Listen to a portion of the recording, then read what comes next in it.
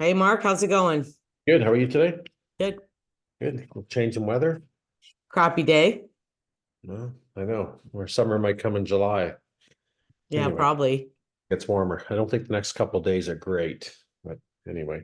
So this video is about, let me fill in the audience. So we get a lot of comments, and I'm sure on your channel as I do on mine, the market's going to crash. We're going to see people are losing their homes. The bubble's going to burst. You name it, Oh, everything's coming out, if you right? think prices have dropped, you haven't seen anything yet, Mark. Right, right. So I went back in the sales for Barrie in 2023 and pulled all the history up because I wanted to see sorry, yes, I did that, but I did it at a million and above. The highest range with, you know what I mean, the most at risk in a sense and sensitive to the market and a lot of inventory. So I think that was the best one to do. And what going through a couple hundred listings, I only found 3 properties that these people have bought in 2022 and sold in 2023 mainly. And some sold in 24, but when we pull up the history, we see every history of when that property is sold. So it should put a lot of people's mind at ease that people really aren't in as bad shape as the market and everyone thinks they are, because it kind of, I was expecting more and I'm going, oh my God, when's this going to end? Because it took such a long time to do.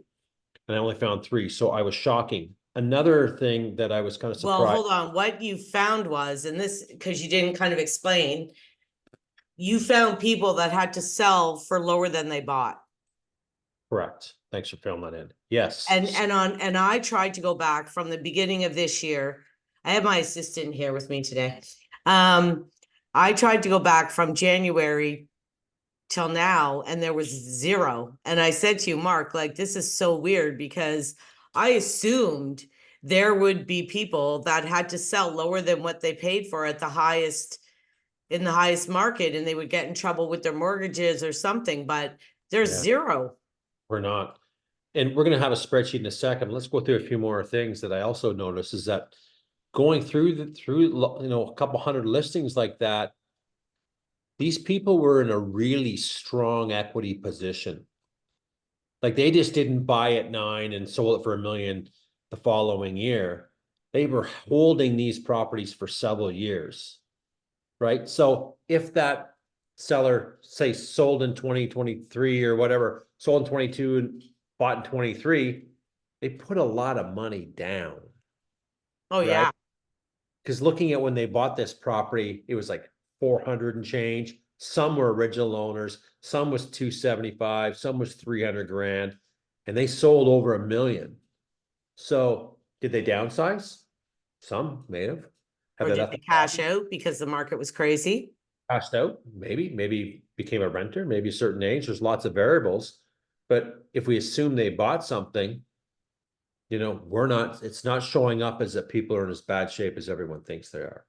So No, because anybody that sold at that time, most of them, like you said, when you go back in the history, they paid 200 or 300 for it. So like they have so much equity that even if they sold now a bit lower, like they're not in trouble. not in trouble.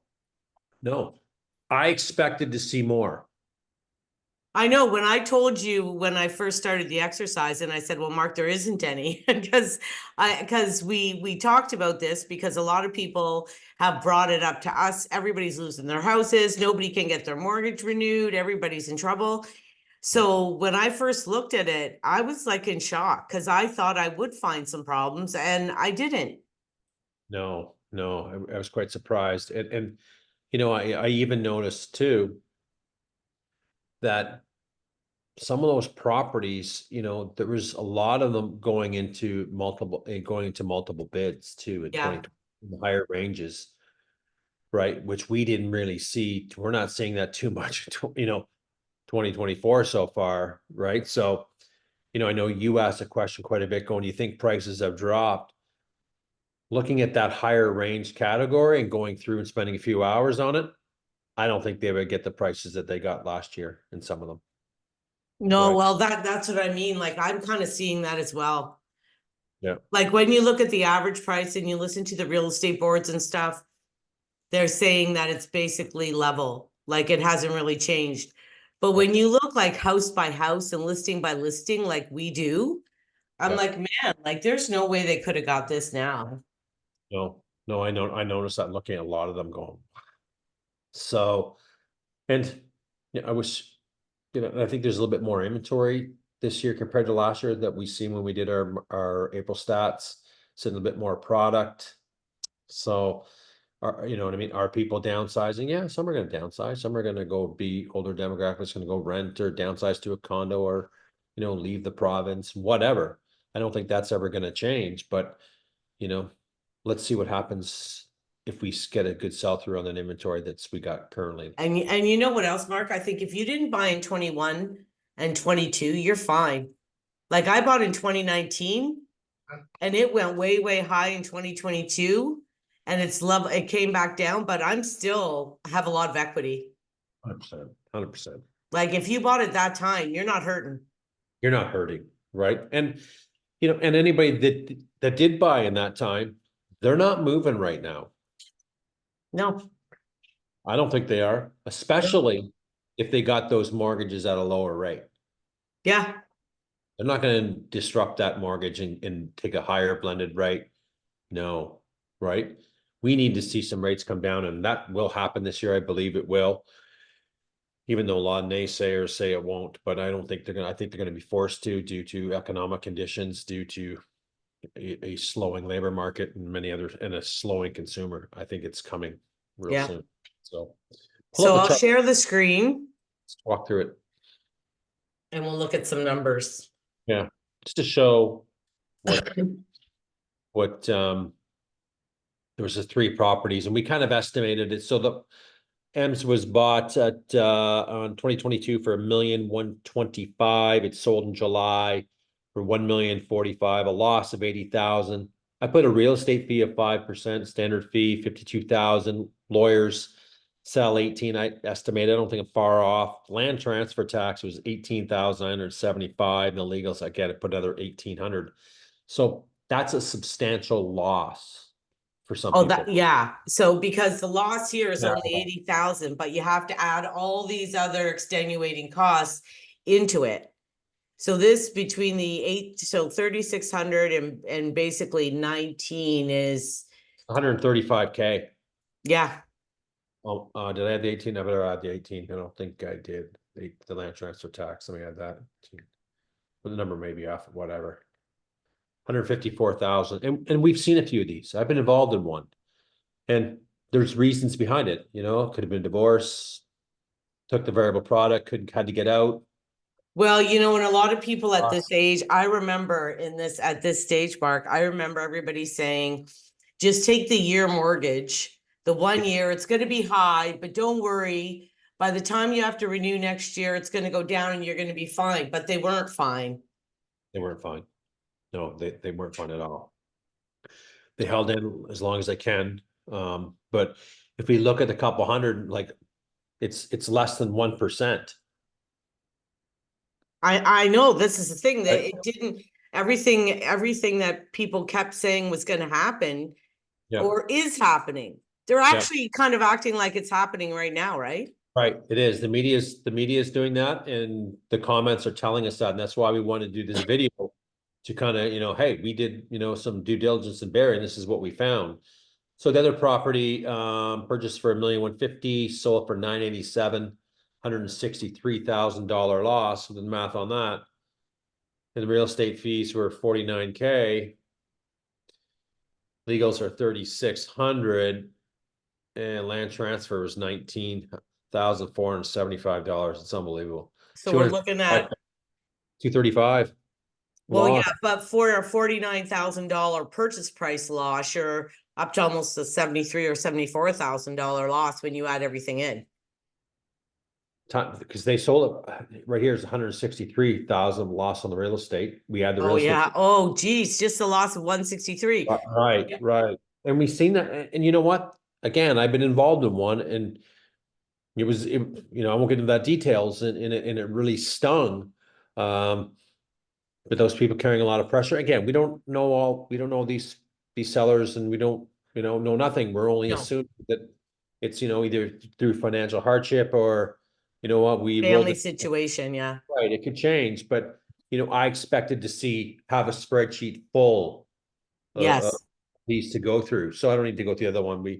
The audience gets the hint, but I don't think our market's in that bad a shape in the higher ranges. Yeah, we No, see a lot of inventory there because people can't qualify right now for it due to the increase in rates, and we know why.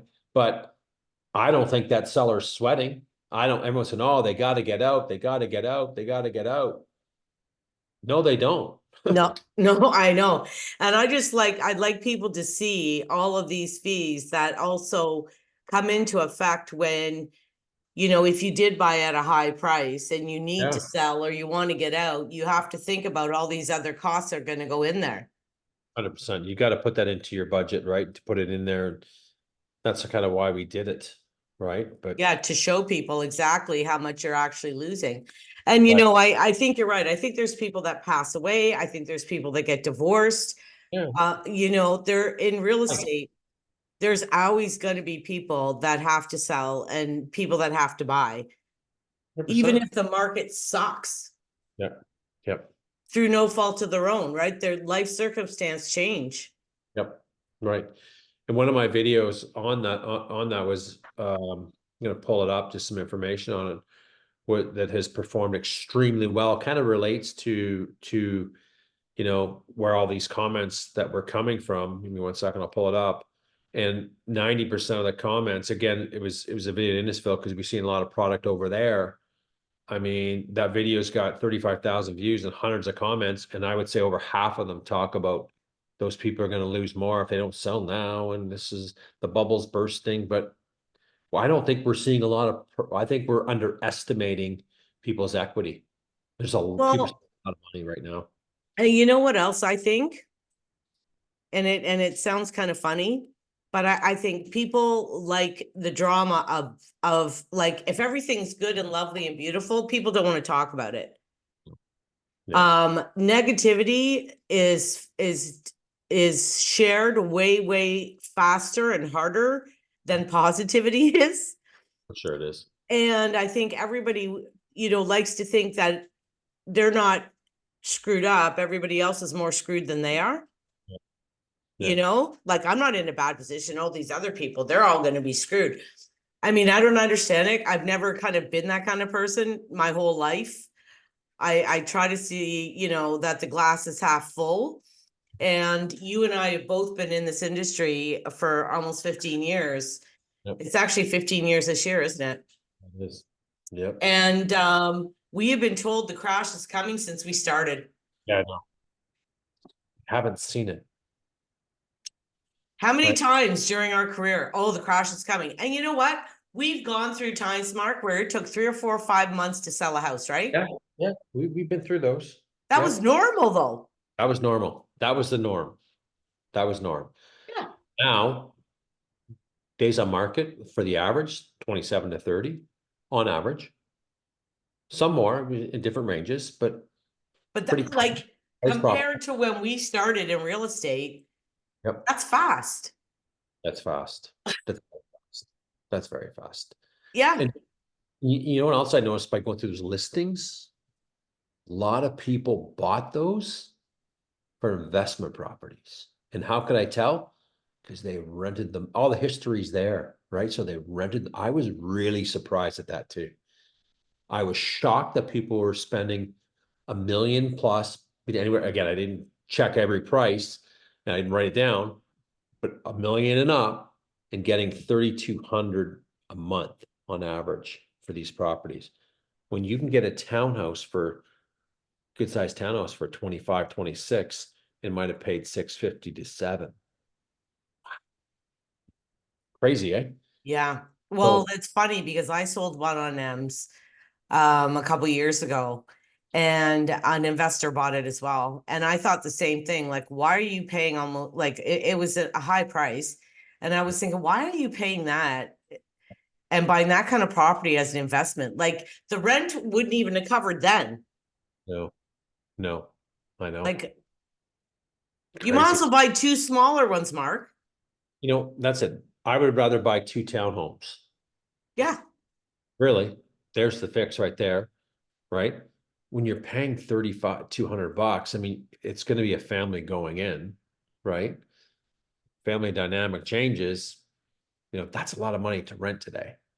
But we're seeing still some supply issues on the rental side because there's so much demand. The national vacancy rate across the country is 1.5. There's not a lot of rentals available. I know. We wonder why that, rents are so high today. So I thought I was very surprised at that. So, kind of wouldn't be my first choice of an investment property in the $1 million range. Buy 2 townhomes. Yeah, I've actually told my clients that in the past. Like, why don't, because you got, their theory, and it's it's wonky in a way. Their theory is if you have a higher investment, you're gonna have a higher return. Yeah. Except that at the 900 or the $1 million range, when prices went crazy, townhouses, some of them were selling in the 8s and 9s. I know. So now you would have had double the investment, and the Yep. ones at the 900 range didn't go up 400 or 500. They went up 2 or 3. Yeah, I know. Like the actual equity would have grown more with the smaller home. But And yeah, and see it's, it? Did you do the math? Yeah, I did do the math. Good. and in those, when you think about a bigger home like that, $3,200 a month, that's if the home needs work, which most investor properties do, your bill's going to be a lot higher.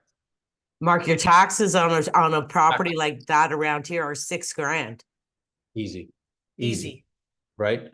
Where a townhome, 42, I think I was paying 42 at Brown Bear, in that range. I'm paying that for mine in my detached around there, 44, I think.